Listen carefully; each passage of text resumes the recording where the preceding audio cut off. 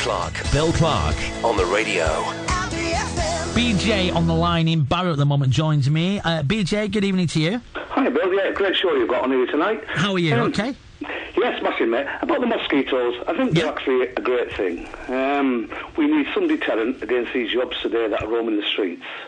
I think the problem started around about 1985, and there was a man who set up petitions in Barrow in Furness at the time. I think it was 2001. He got 6,500 signatures. You know, there wasn't enough bobbies on the beat, and that's what's been happening. But what's happening now is they've put these special constables on the beat, and they have no power of arrest. The yobs know this. They can treat these special constables with no respect at all. And they can't even stop a car, these special constables. If any traffic or anything like that, you know, they can't even stop a car. They have no power at all. And what they're doing is, the police have put these on the streets, and what it is, it's to cover, it's the presence of the police. If, you know, people think, well, we've got protection on the streets, having these special constables, but they're not doing anything. It's not so much the special constables, though, but it's the PCSOs as well that are restricted in the powers. The police themselves have got their hands pretty much tied because of the people up above, and then the people above them are tied with the people above them, and then eventually it all goes back to everybody just blaming everybody, saying we haven't got the resources, we can't do this, we can't do that. BJ, what would your solution be? Personally, if you could solve that problem, what would you do? Well, as Craig said just earlier on, like, you know, there's got to be some deterrent in the courts. At the end of the day, they're getting away, they're walking free, they're breaking ASBOs, they're doing everything. And then what they're doing, they're just letting them go free again. There's no such, like, there's no punishment anymore. And the kids know this. They know that they can do what they want, say what they want, and the police can't do a thing about it. If they're under 16 or 16 years of age, the police, their hands are tied. I say we need more police presence on the streets.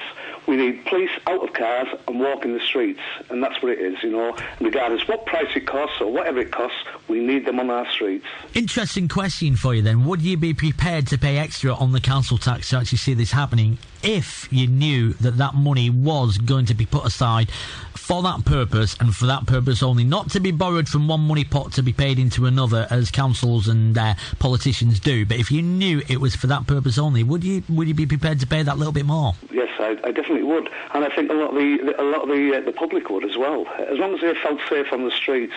And what's happening is, it's like Craig, the last caller turned on and said, there are too many do-gooders, and what's happening is now, it's not just parents. I don't blame parents all the time, because what it is, if a parent checks his child or smacks his child, just, you know, he'll end up in court.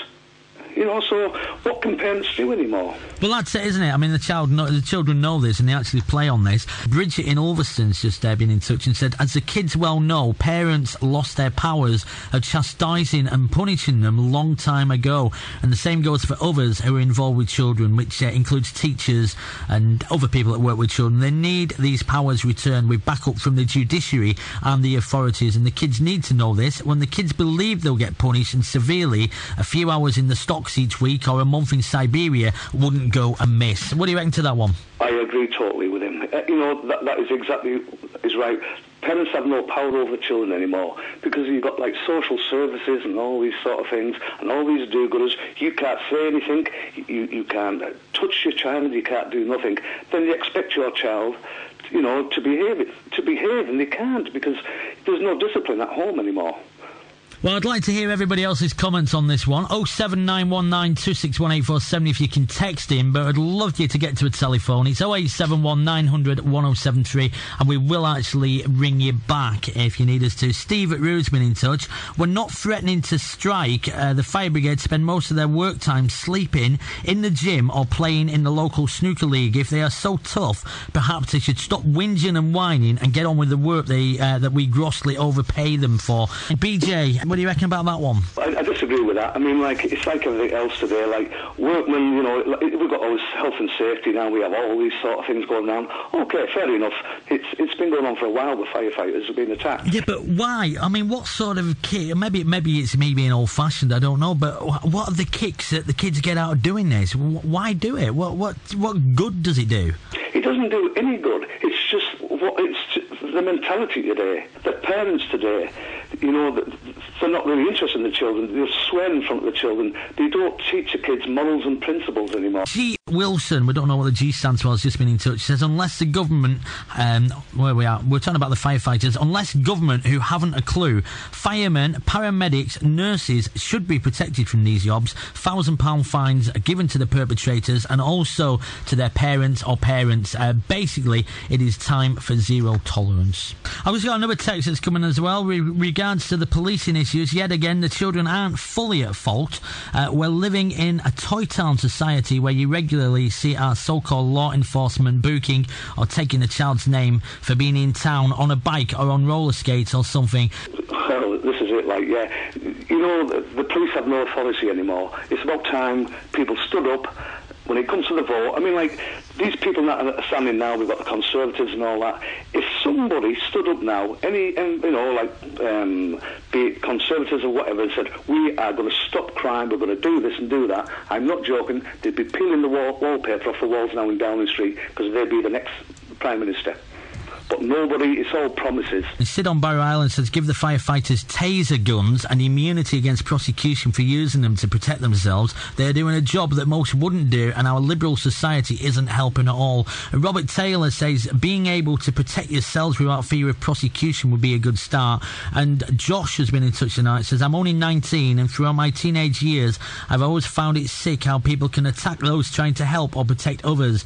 I can say that most of the people I know feel the same way. The thing to remember is not to label all teenagers as people who would do this. Most teenagers wouldn't dream of doing something like this, as it is a small minority that actually does it. But unfortunately, we all get tarred with the same brush. I think if firefighters are attacked, they should be allowed to fight back, self-defence, but that's not politically correct, is it? That is Josh, age 19.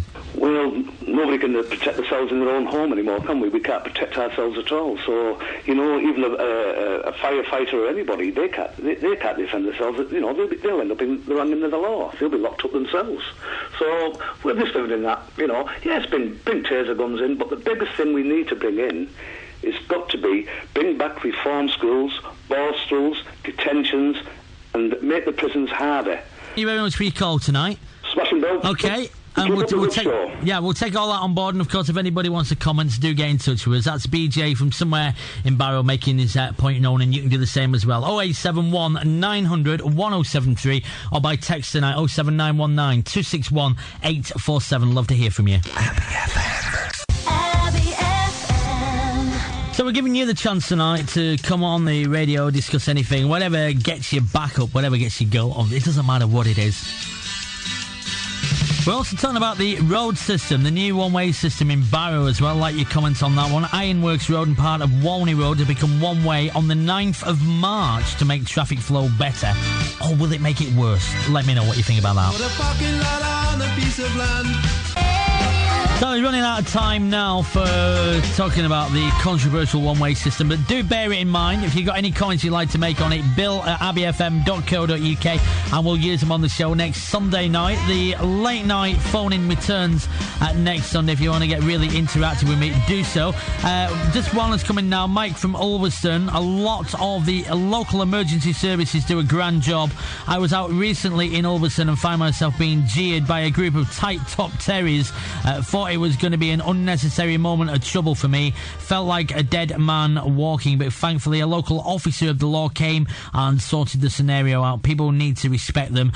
They do work very, very hard. Mike in Ulverston, thank you very, very much for your input tonight. So no matter what you want to talk to me about, do get in touch with us. Next week we'll do it again between 12 and 1 Sunday night. If you've got anything you'd like to get off your chest or you'd like to bring up, you don't want to come on the air, email me during the course of the week, bill@abbeyfm.co.uk. Alternatively, you can text in or join in on the discussions next week. And if you do ring us, we will give you a call back. It's your station across the Furness Peninsula is Abbey FM. Back to the music then between 1 and 2. Got some great tunes lined up for you to relax and wind down to. And then Peter Cote is up taking you through the night on Abbey FM's Night Shift Network. Right now it's 1 o'clock. Let's get the latest from the newsroom. Walney Island, Barrow and Holbeck.